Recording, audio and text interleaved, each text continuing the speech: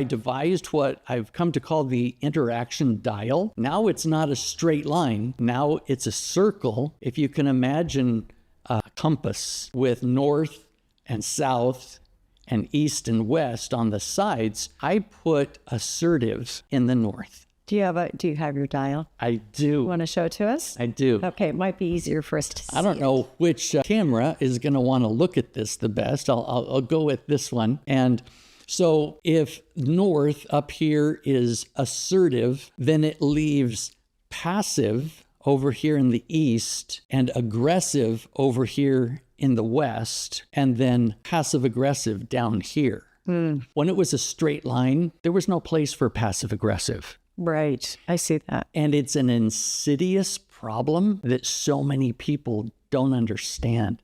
I hear people using the word passive aggressive quite often, and I'm thinking they don't really understand what that means. And I see it in my office a lot when a client will come in. So the way it often shows up is sort of back to what you originally described, where you may have a very successful husband, for example. Yeah. And so he's effective in his work. He may have his own company, or maybe he doesn't, but often he will. And so he's quite aggressive in the workplace.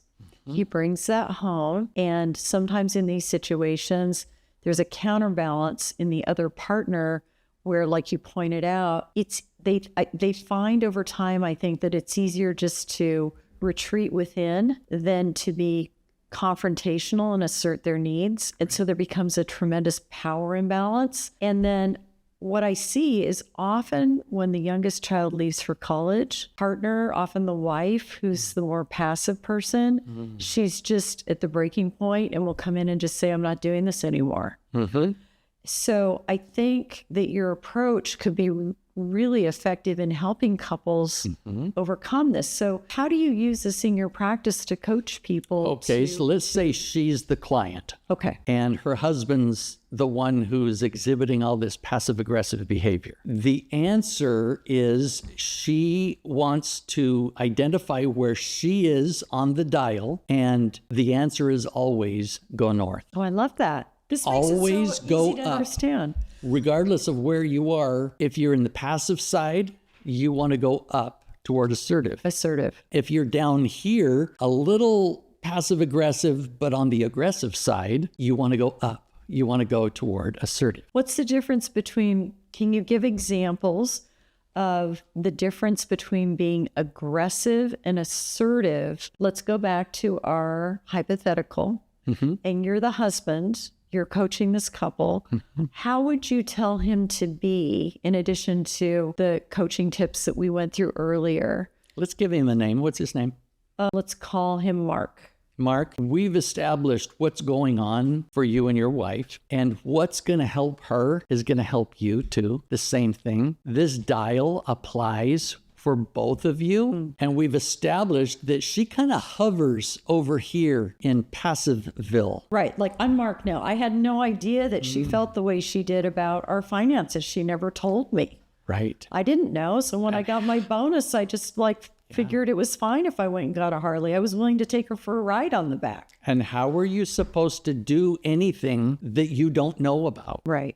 So if she's hovering over here and you're hovering over here, and you didn't know that for a long time, and I'm going to guess, Mark, that there's a significant part of you right now that still doesn't believe that you hover around passive aggressive. Maybe you flip back and forth between passive and aggressive on the sides. It doesn't matter because the answer is always go north. How is this going to benefit you? Okay, your wife is just agreeing. She's not really letting you know where she's at, and she's always trying to calm the waves. You don't have much to work with. And so if we have each of you trying to go north, that means you're going to find some relief from where you're at, and she's going to find relief from where she's at. Let's go back and just redefine some of these terms. Very simply, passive is